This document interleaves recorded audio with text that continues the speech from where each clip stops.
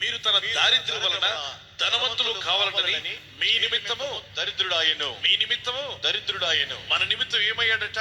దరిద్రుడయ్యాడు. ఎందుకు యేసు ప్రభు దరిద్ర స్థానాన్ని పశువుల పాకలోకి వెళ్ళాడు? రాజులలో జన్మించకుండా రారాజు అయ్యుడు కూడా పశువుల పాక అంటే పేదోడు కూడా పెట్టాడు పశువుల తొట్టులో. ఆ స్థితికి ఎందుకు వెళ్ళాడు అంటే మనందరి పేదరికాన్ని ఆయన మోసాడట. చప్పటి కొట్టి దేవునికి స్తోత్రాలు. Praise the Lord. స్తోత్రం. అందుకు ప్రభు ఏమంటే చూడండి, మనము మీరు బాగా అర్థం చేసుకుంటామండి. మీరు మన ప్రభు అయిన యేసుక్రీస్తు కృపను ఎరుగుదురు కదా. ఏంటా ఎరగాల్సింది, ఏంటా తెలుసుకోవాల్సింది? Question mark. దేవుని కృప ఏంటి? నిన్ను రక్షిస్తుంది, నిన్ను విడిపిస్తుంది, పరలోక వారసునిగా చేస్తుంది, నీ పేరు జీవగ్రంథంలో రాయబడేలా చేస్తుంది. ఎంత ఘోర పాపమైన అర్హత లేని నీకు అర్హత కల్పించి దేవుని కుమారత్వాన్ని కుమారుడిగా కుమార్తెగా మారుస్తుంది. తర్వాత ఆ కింద మాట, ఆయన ధనవంతుడు అయ్యుండి మీరు తన దారిద్ర్యం వలన ధనవంతులు కావాలని మీ నిమిత్తము దరిద్రుడాయను. దాని పై మాట, మీరు తన దారిద్ర్యం వలన ధనవంతులు కావాలనని. 4వ లైన్ గట్టిగా చదవండి. మీరు తన దారిద్ర్యం వలన ధనవంతులు కావాలనని. ఏం కావాలని? ధనవంతులు కావాలని. దరిద్రుల వలన ధనవంతులు కావాలని. ధనవంతులు కావాలనని. ఎంతమంది నమ్ముతున్నారు? ఏం కావాలని? ధనవంతులు కావాలనని. దరిద్రుల ధనవంతుల? ధనవంతులు. ఎవరి వల్ల అవుతారట? దేవుని కృప మాట చదవండి. తాను పొందిన దరిద్రత వలన మనము ధనవంతులు కావాలనని. మీ పక్కవారు చెప్పండి, యేసయ్య దరిద్ర స్థానాన్ని ఎందుకు భరించాడంటే, యేసయ్య దరిద్ర స్థానాన్ని ఎందుకు భరించారంటే మీరు ధనవంతులు అవ్వాలని. మీరు ధనవంతులు అవ్వాలని. యేసయ్య సిలువను ఎందుకు భరించాడంటే, యేసయ్య సిలువను ఎందుకు భరించారంటే మీరు పరలోకం చేరాలని. మీరు పరలోకం చేరాలని. యేసయ్య రక్తం ఎందుకు చిందించాడంటే, యేసయ్య రక్తం ఎందుకు చిందించాడంటే మీ పాపాలన్నీ క్షమించబడాలి. పాపాలన్నీ క్షమించబడాలని. యేసయ్య తల మీద ముళ్ళ కిరీటం ఎందుకు భరించాడంటే, యేసయ్య తల మీద ముళ్ళ కిరీటం ఎందుకు భరించారంటే మన శాపాలు తొలగించడానికి. మన శాపాలు తొలగించడానికి. ఆయన దరిద్ర స్థానం ఎందుకు భరించాడు? ఆయన దరిద్ర స్థానాన్ని ఎందుకు భరించాడు? చెప్పు. మనల్ని ధనవంతులు చేయడానికి. చెప్పు. మనం ధనవంతులు చేయడానికి. ఆ ఇరిగిపోయిన చెయ్యి పక్కన పెట్టి తిన్నాను చెయ్యి పైకి చెప్పు. మన ధనవంతులు చేయడానికి. ఏం చేయాలని?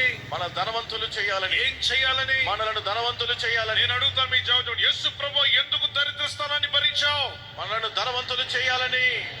యేసు ప్రభు ఎందుకు ఆ దీన దరిద్ర స్థానాన్ని పశువుల తొట్టిని ఎందుకు ఎంచుకున్నావు? మమ్మల్ని ధనవంతులు చేయాలని. ఎందుకయ్యా దరిద్ర స్థితిని తీసుకున్నావు? నేను ధనవంతులు చేయాలని. ఆయన ఆ స్థితిని పొందాడు కనుక మీరు ఏం కావాలి? ధనవంతులు కావాలని. చేయి చూపించండి. Hallelujah. Praise the Lord. Hallelujah. అయితే ధనము మన దేవుడు కాదు. ఇక్కడ కొంచెం సెన్సిటివ్ విషయం అర్థం చేసుకోవాలి. మనల్ని దరిద్రులుగా ఉంచుతానంటలే దేవుడు, ధనవంతులు చేస్తారు. అయితే మన దేవుడు ఎవరు? యేసు. ఏంటి చెప్పాలి? యేసు ప్రభువు. మీరు సిరికిని దేవునికి దాసులు కాలేరు అన్నాడు. ఇద్దరు యజమానులు అన్నాడు.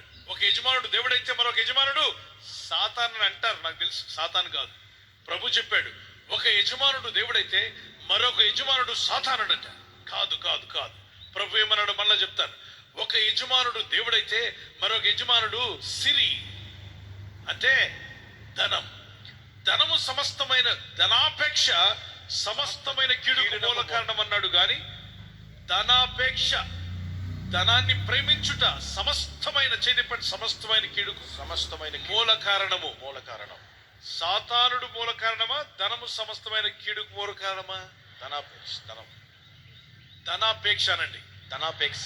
ధనాపేక్ష సమస్తమైన కీడుకు మూలం. సాతానా ధనాపేక్ష?